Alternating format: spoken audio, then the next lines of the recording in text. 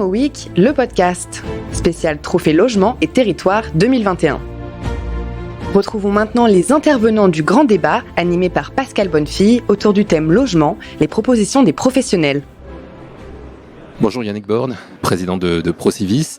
Procivis qui a toujours mené depuis très longtemps un combat pour le logement social, de par le fait que vous êtes une coopérative. Donc ça c'est important. Cela veut dire quoi avoir une responsabilité territoriale par le logement ? Le réseau Procivis, en fin de compte, son histoire c'est d'être d'abord un réseau et pas un groupe, donc une organisation hyper décentralisée avec des pouvoirs de décision qui sont sur les territoires. Aujourd'hui, c'est 48 SACICAP, c'est plus de 10 000 logements, sans doute. On va franchir cette année la barre des 10 000 logements.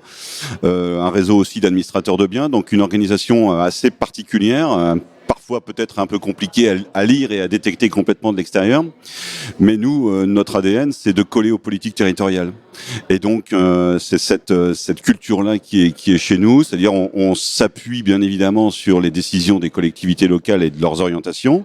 On les accompagne parce que on pense qu'avec nos différents métiers, on est un acteur présent sur la promotion immobilière, sur les services, mais aussi sur le logement locatif social dans un ensemble de territoires, pas nécessairement partout, mais dans un ensemble de territoires.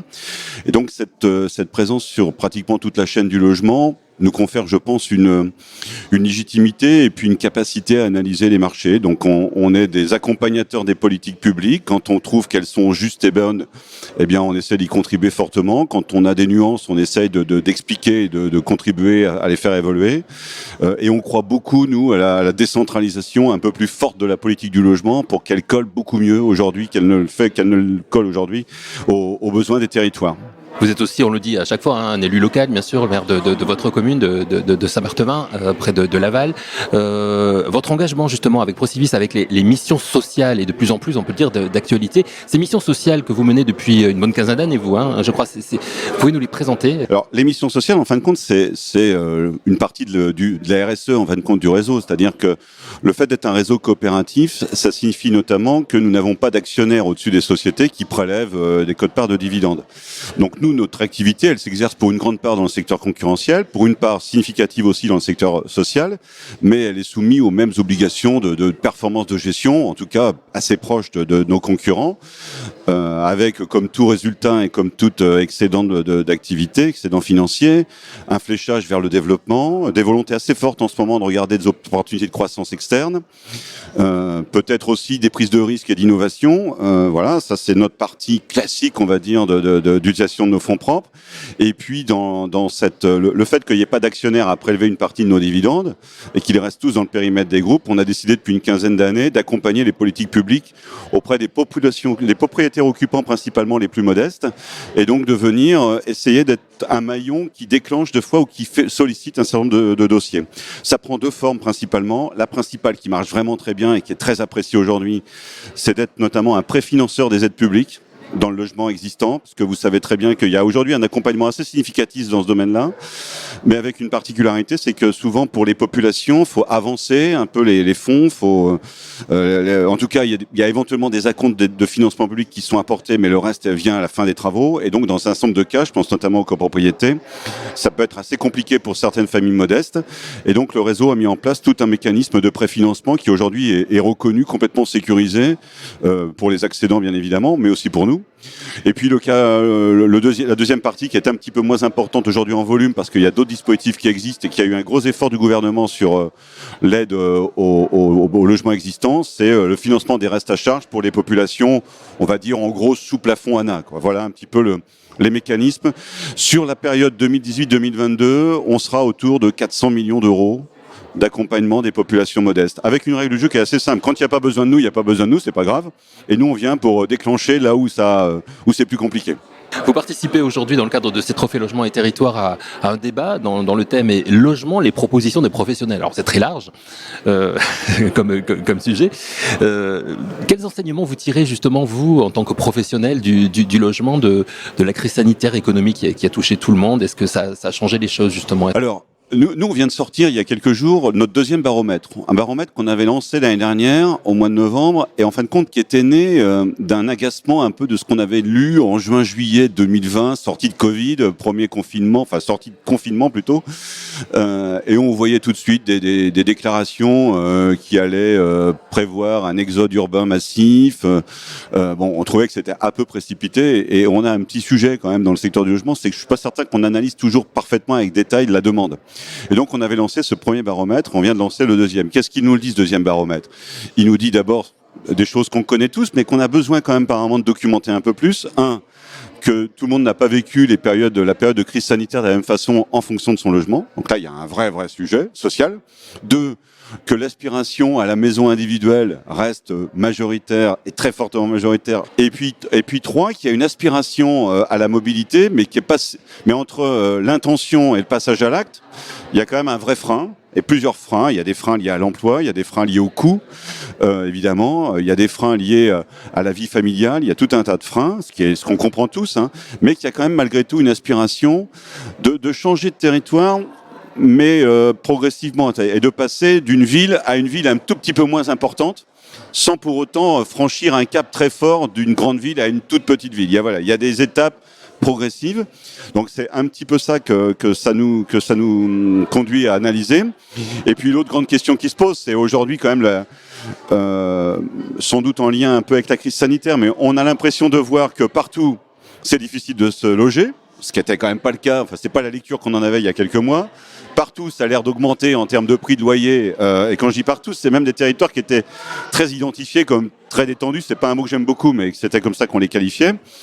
Voilà, donc moi je pense qu'il faut être un peu prudent avant de tirer des conclusions complètement définitives de ce contexte, mais il se passe certainement un certain nombre de phénomènes. Ce qui est intéressant dans votre étude, c'est ce que vous avez appelé le retour à l'enfance, c'est-à-dire la volonté des gens d'avoir un logement qui corresponde au logement dans lequel ils ont grandi, qu'ils ont connu en étant enfants, et qu'une fois qu'ils avaient pu atteindre un logement qui se rapprochait de celui qu'ils avaient connu enfant, ils n'avaient plus cette volonté entre guillemets de déménager, ils avaient plus tendance à y rester, voire à y finir parfois leur vie. Est-ce que vous pourriez développer un petit peu cette idée qui ressort de votre étude ? Dans le baromètre cette année, effectivement, on a voulu pousser un peu l'analyse dans les personnes interrogées, c'est en essayant d'identifier leur parcours logement, ce qui avait jamais été fait a priori, donc sur 10 000 sondés avec Harris Interactive. Ce qui ressort d'abord, c'est que la moyenne de logements chez les Français tourne à 4 logements. Et effectivement, alors, je ne sais pas si c'est qu'on aspire à retrouver le logement de son enfance. C'est juste que quand on trouve quelque chose qui ressemble, je ne suis pas certain que ce soit consciemment qu'on aille jusque-là, mais quand on trouve quelque chose qui ressemble à la stabilité qu'on a pu avoir dans sa vie familiale avec ses parents, c'est quelque chose qui peut être considéré comme assez sécurisant et presque aboutissant. Et effectivement, là, il y a une mobilité qui devient beaucoup plus lente, qui s'arrête pratiquement. Voilà. Alors, il y a des points forts à ça et il y a des points faibles. L'un des points faibles, c'est se dire est-ce qu'on a vraiment un ascenseur social suffisant, parce que ça dépend d'où vous venez en fin de compte par rapport à votre enfance.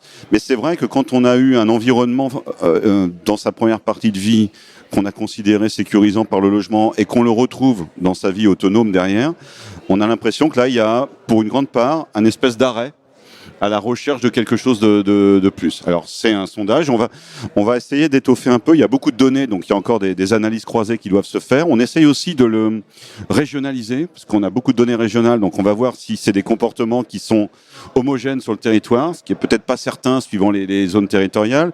On voit aussi que, par exemple, quand je parle, la moyenne, c'est 4 logements, qu'en Île-de-France, ce n'est pas le cas, parce que c'est beaucoup plus difficile de retrouver le logement de son aspiration. C'est beaucoup plus difficile de retrouver un logement quand on a envie d'être mobile.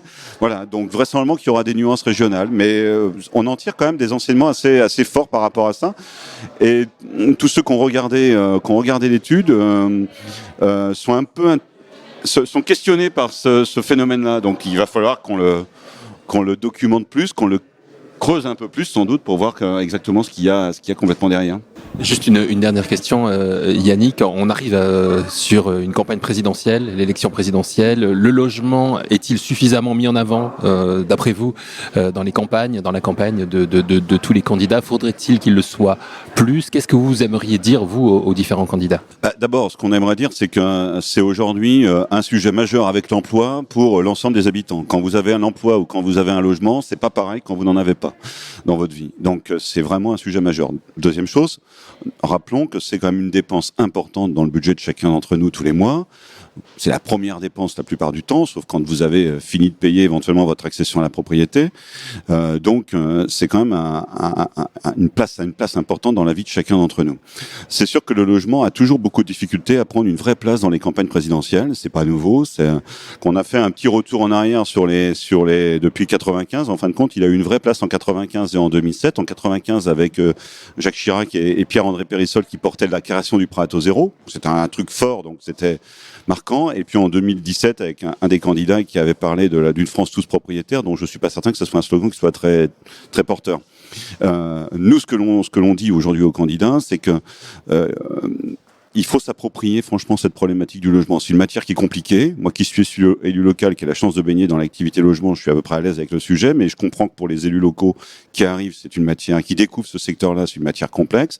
Mais aujourd'hui, dans la crise que l'on connaît, il est indispensable que des choses changent. Et ça peut pas être que de la déclaration, comme j'ai pu l'entendre dans certains débats, il faut construire plus. On est tous d'accord pour faire ça. Aujourd'hui, on sait que c'est une vraie difficulté, qu'on n'a pas vraiment la recette miracle. On a plusieurs pistes de travail et nous, on produira d'ici la mi-décembre un document pour répondre à la fois à l'objectif de la limite de l'étalement urbain, mais arriver à construire plus.